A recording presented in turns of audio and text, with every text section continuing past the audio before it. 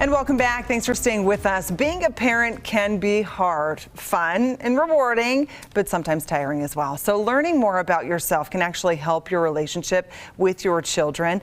Abby Kraus, the clinical director with the Family Support Centers of Utah, joins us via Zoom to talk more about this. Thank you for joining us, Abby.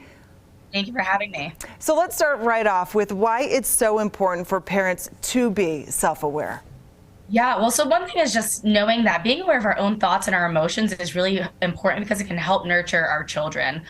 Carl Naumburg, who wrote Parenting in the Present Moment, kind of puts it really well. It's just saying that the more self-aware that we are, the more likely we're going to behave in ways that are congruent with who we are and who we want to be. And that's going to help us in the interactions with people in our lives, especially our children. Okay, so what does it mean to be self-aware? How do you even define that? Yeah, I think just kind of like I said, is being able to just reflect on kind of our own thoughts, our own emotions, the way that we think, the way that we feel, and the way that we behave, and especially how that shows up in the interactions that we have. Okay, so tell us then, Abby, what are some of those simple things that you can do really to build that self-awareness? Because I think it's easy to say this is what self-awareness is, but how much of us really take the time to understand who we really are anyway? So what are some things we can do to build that? Yes. So I think one thing, a really important piece is just to really identify your triggers. We all have triggers. That's okay. And that's understandable. But these are the things that maybe make us upset and why. Being able to be aware of those things are just going to just help us more with being able to then respond as opposed to react. Another thing is to be able to maybe journal or meditate. I know that we get busy in our day, but just being able to simply write down our thoughts is helpful because it allows us to reflect on them better.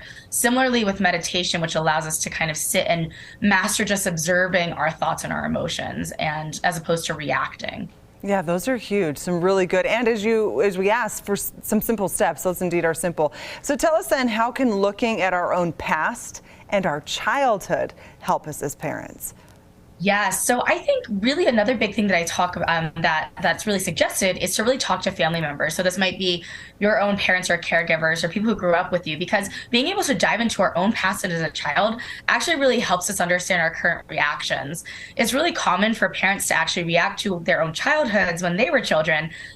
So being able to seek loved ones whom you know will be supportive and be able to maybe offer you some of that insight can just help us be able to better react or respond to the moment with our own children. Okay, Abby, we really appreciate your time here today. You know, I have done some of those exercises of looking back at my childhood and understanding a bit more about myself, and it really has changed how I show up for my kids and as a parent specifically. Just thank you for your time always and all that you teach us. All this interview will be on abc4.com. Until next time, thanks again, Abby.